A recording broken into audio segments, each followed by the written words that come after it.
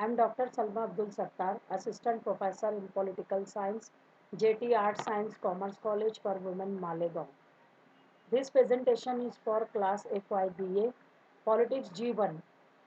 The title of the paper is Introduction to Indian Politics, Semester 2nd, Unit 8, Electoral System. The subtitle is Chief Election Commissioner. Dear students, as you know very well, the Chief Election Commissioner is independent and autonomous post all over India. The Chief Election Commissioner and Election Commissioners are appointed by President of India.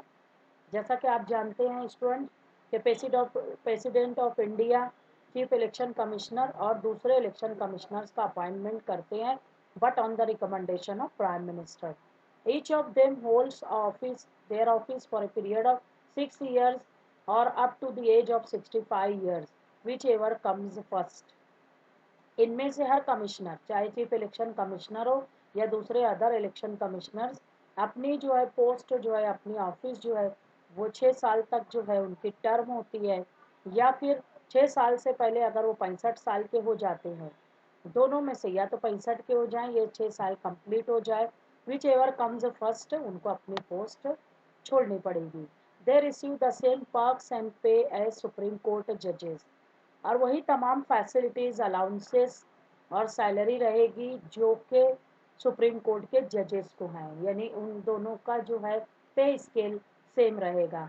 The only way a chief election commissioner can be remove from the office is upon an order of the president supported by parliament. Chief election commissioner को अगर उसकी post से हटाना है, उसकी office से हटाना है, तो ऑर्डर जो है प्रेसिडेंट करेगा और उसको सपोर्ट जो है पार्लियामेंट का रहेगा, तभी चीफ इलेक्शन कमिश्नर अपनी पोस्ट जो है वो छोड़ेगा. द इलेक्शन कमिश्नर और regional commissioners can only be removed from office by the chief election commissioner. अब जो है चीफ इलेक्शन कमिश्नर के अंडर में जो दूसरे इलेक्शन कमिश्नर्स हैं या अलग अलग रीजन के अलग अलग रीजनल कमिश्नर्स हैं, अगर उनके अपनी पोस्ट से हटाना है तो उसके लिए चीफ इलेक्शन कमिश्नर की परमिशन होना बहुत ज़रूरी है. Chief election commissioner of India is usually a member of Indian civil service and mostly from the Indian administrative services. Chief election commissioner जो है आमतौर पे जो है इंडियन सिविल सर्विसेज का मेंबर होता है. साथ ही साथ जो है हम देखेंगे कॉम्पिटिटिव एग्जामिनेशन यूपीएससी के थ्रू जो होता है उसमें जो Indian administrative services IAS cadre के जो ऑफिसर्स होते हैं उनमें से जो है एक जो है ऑफिसर का selection appointment chief election commissioner के तौर पे होता है. It is very difficult to remove the authority of chief election commissioner once appointed by president. अगर प्रेसिडेंट ने एक बार चीफ इलेक्शन कमिश्नर को अपॉइंट कर दिया है तो उसको अपनी पोस्ट से रिमूव करना बहुत ही डिफिकल्ट है. As 2/3 of Lok Sabha and Rajya Sabha need to present and vote against him for disorderly conduct और इम्प्रॉपर एक्शंस. सिर्फ इस शर्त पे उसको हटाया जा सकता है कि लोकसभा और राज्यसभा के लोग जो है 2/3 मेंबरान जो है प्रेजेंट रहें और वोटिंग करें चीफ इलेक्शन कमिश्नर के खिलाफ कि उसने जो है गलत तरीके से इलेक्शंस कंडक्ट किए हैं या इलेक्शन में उसका जो एक्शन जो है वो इम्प्रॉपर था, तभी चीफ इलेक्शन कमिश्नर को उसकी पोस्ट से हटाया जा सकता है. Chief election commissioner heads the election commission of India. Election commission of India को जो है हेड करना, उसकी सरबराही करना चीफ इलेक्शन कमिश्नर का काम है. A body constitutionally empowered to conduct free and fair elections to the national and state legislatures, president and vice president. यहाँ पे हम देखेंगे कि ये इलेक्शन कमीशन जो है एक दस्तूरी तौर पे पावरफुल बॉडी है जिसका काम ये है, जिसको ये पावर दी गई है कि वो फ्री और फेयर इलेक्शन, सही और आज़ादाना जो है इलेक्शन कंडक्ट करे. नेशनल और स्टेट लेजिस्लेचर मुकन्ना के यानी लोकसभा के, साथ ही साथ जो है हम देखेंगे स्टेट असेंबलीज के, और प्रेसिडेंट और वाइस प्रेसिडेंट के इलेक्शंस जो है मुनाकिद करने का काम इलेक्शन कमीशन ऑफ इंडिया करता है. This power of election commission of India is derived from article 324 of the constitution of India. ये इलेक्शन कमीशन को जो पावर दिया गया है ये डिराइव किया गया है, ये पावर आर्टिकल 324 जो है इंडियन कॉन्स्टिट्यूशन का, वो इलेक्शन कमीशन को पावर देता है कि तमाम इलेक्शंस जो है वो कंडक्ट करे। Chief election commissioner supervises, controls and conducts all the election to parliament and state legislature. फिर जो है हम देखेंगे चीफ इलेक्शन कमिश्नर जो है सुपरवाइज भी करता है, निगरानी भी करता है, कंट्रोल भी करता है और मुनक़िद भी करता है, सही तरीके से कंडक्ट करता है तमाम इलेक्शंस, चाहे वो पार्लियामेंट के हो या स्टेट लेजिस्लेचर के। He sets general rules for election. हम देखेंगे कि चीफ इलेक्शन कमिश्नर जो है, जो जनरल रूल्स हैं इलेक्शन के, उसको सेट करने का काम चीफ इलेक्शन कमिश्नर करता है। साथ ही साथ updated electoral rolls and prepare under his supervision. Electoral rolls जो है they are prepared under his supervision, यानी वोटर्स की जो लिस्ट है, voter list, updated voter list जो अपने सुपरविजन में वो बनवाता है। He determines territorial distribution of constituencies and gives credit to political parties. हम देखेंगे कि इलाकाई बुनियाद पे जो हल्का इंतखाब है, कॉन्स्टिट्यूएंसी है, उसका डिस्ट्रीब्यूशन, उसका तयन करना और किस पार्टी को जो है क्या जो है तो क्रेडिट देना, ये सारा तय करना जो चीफ इलेक्शन कमिश्नर करता है। He allots election symbols to political parties और कैंडिडेट्स। चीफ इलेक्शन कमिश्नर जो है वो इलेक्शन की जो इंतखाबी सिंबल्स हैं, निशानियां हैं, पॉलिटिकल पार्टीज को या कैंडिडेट्स को अलॉट करने का काम करता है। Election commission under his supervision appoints tribunals for the decisions of doubt and disputes arising out of an election to parliament and state legislature. Election commission chief election commissioner की supervision में appoint करता है tribunals को। Tribunal is a kind of court for speedy trial. तो यहाँ पर हम देखेंगे कि ये ट्रिब्यूनल्स जो है वो बनती हैं ताकि डिसीजंस लिए जाएं, फैसले लिए जाएं। अगर कोई शक व शुबा हो, डाउट हो, कोई डिस्प्यूट है तो उभरता है कि इलेक्शन जो है पार्लियामेंट या स्टेट लेजिस्लेचर्स का हुआ है, तो उसके लिए कोई डिस्प्यूट आता है तो वो सारा सेटलमेंट इस ट्रिब्यूनल में किया जाएगा और चीफ इलेक्शन कमिश्नर उसको सुपरवाइज करेगा। साथ ही साथ इलेक्शन कमीशन उसको सही तरह से हैंडल करेगा under the supervision of chief election commissioner. Despite the recent changes in the hierarchy, इसके बावजूद कि अभी जो है हालिया चेंजेस हो चुके हैं हायरार्की में, तो उसके बावजूद the system always had power to impose unambiguous rules and guidelines that applied across the entire nation.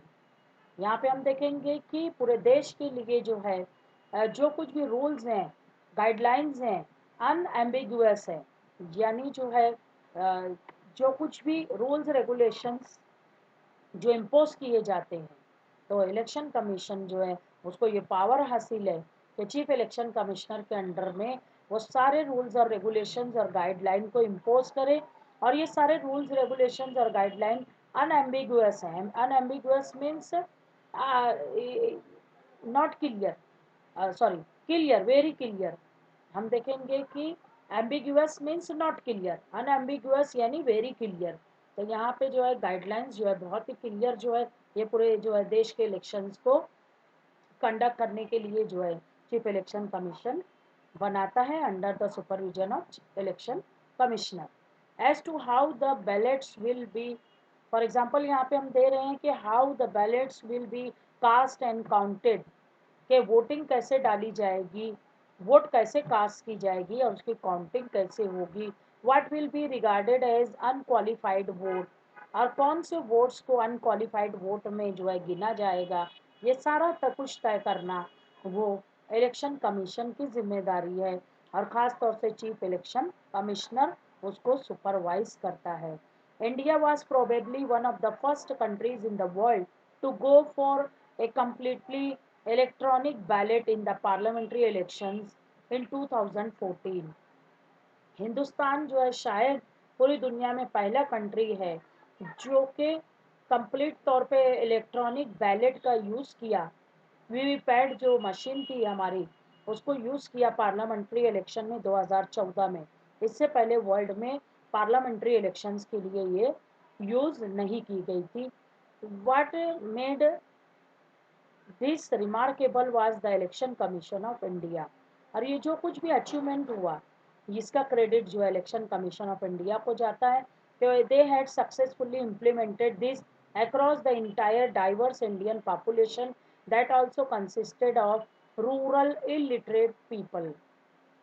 और इसका क्रेडिट जो इसलिए भी जो है it is remarkable victory of election commission कि आज इस हिंदुस्तान जो कि डाइवर्स इंडियन पॉपुलेशन है, अलग अलग जो है मज़हब के लोग हैं, अलग अलग भाषा के लोग हैं, अलग अलग प्रांत के लोग हैं, उसके बावजूद भी इस डाइवर्स पॉपुलेशन में जिसमें ज़्यादातर जो है रूरल इलिटरेट पीपल है, जो है देही इलाके के कम पढ़े लिखे या जाहिल लोग हैं, उनको ये इलेक्ट्रॉनिक मशीन कैसे यूज़ की जाए और कैसे जो है उसमें वोट कास्ट किया जाए, ये पूरा कुछ ट्रेन करने का काम और सक्सेसफुली इसको रन करने का काम और इलेक्शंस कंडक्ट करने का काम पार्लियामेंट्री इलेक्शंस में 2014 में इलेक्शन कमीशन ने कर दिखाया और हम सब इसके विटनेस हैं. While the office has always been an important one in the machinery of Indian political process. जैसा कि हम देखेंगे इलेक्शन कमीशन या ऑफिस जो है बहुत ही इम्पोर्टेंट जो है प्लेस रखती है, जो इंडियन पॉलिटिकल प्रोसेस की मशीनरी है इसमें ये बहुत ही इम्पोर्टेंट जो है पार्ट है. It gain significant public attention during the period of TN session from 1990 to 1996. 1990 से 1996 तक टीएन सेशन के दौर में इस इलेक्शन कमीशन ने बहुत ही ज़्यादा सिग्निफिकेंट पब्लिक अटेंशन गेन की थी क्योंकि सेशन ने जो है बहुत ज़्यादा चेंजेस लाए थे और टीएन सेशन की रहनुमाई में पहली बार जो है वो वोटर्स का जो है वोटर कार्ड जो है बना. साथ ही साथ जो है इलेक्शन कमीशन ने जो है वोटर्स जो है उनके लिए एक आइडेंटिटी कार्ड जो है बना के दिया जिसको सेशन कार्ड भी कहा जाता है. तो Seshan is widely credited with undertaking a zealous effort to end corruption and manipulation in Indian elections. Seshan को ये क्रेडिट जाता है कि उन्होंने एक बहुत ही ज़बरदस्त जोशीली कोशिश जो है वो उठाई, इकदाम उठाया ताकि जो है करप्शन का खात्मा हो सके और मैनिपुलेशन जो किया जाता था, बोगस वोटिंग की जाती थी इंडियन इलेक्शंस में, इसका खात्मा हुआ क्योंकि इलेक्शन कार्ड की वजह से, सेशन कार्ड की वजह से सिंगल जो है वोटर जाता था, आईडी कार्ड दिखाने के बाद वोट डालता था, यानी bogus voting was totally controlled during his period. Though he made significant progress, several politicians attempted to derail these efforts. हालांकि जो है टीएन सेशन ने बहुत ही अहमियत की हामिल प्रोग्रेस की, इलेक्शन कमीशन उसके दौर में बहुत ज़्यादा जो है इम्पोर्टेंट रोल प्ले किया, बट सेवरल पॉलिटिशियन जो उन्होंने कोशिश की कि इन जो है एफर्ट्स को नाकाम बनाया जा सके. In particular the expansion of election commission to include the 2 election commissioners. अगर हम देखेंगे तो इलेक्शन कमीशन जो है उसको हेड करता है एक चीफ इलेक्शन कमिश्नर. साथ ही साथ उसमें जो है इंक्लूड किए जाते हैं 2 election commissioners in addition to chief election commissioner. यानी एक चीफ इलेक्शन कमिश्नर टॉप पे होगा, उसके जो है अंडर में 2 इलेक्शन कमिश्नर्स होंगे. And it was seen as a move to curtail the commissioners ability to act aggressively. और ये जो है इसलिए किया गया कि कमिश्नर की एबिलिटी जो है कि वो ज़बरदस्त तरीके से जारहाना तरीके से काम करे. तो उसके अंडर में 2 लोग उसको ऑब्जर्व करने के लिए हैं, हालांकि उसके सब ऑर्डिनेट हैं पर उसको ऑब्जर्व कर रहे हैं.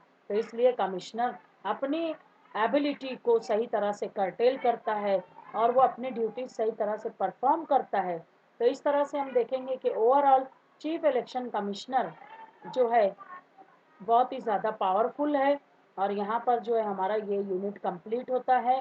स्टूडेंट्स, अगर आपको कोई क्वेश्चन हो, कोई डाउट हो तो you can ask, feel freely आप पूछ सकते हो. Thank you very much. Thank you.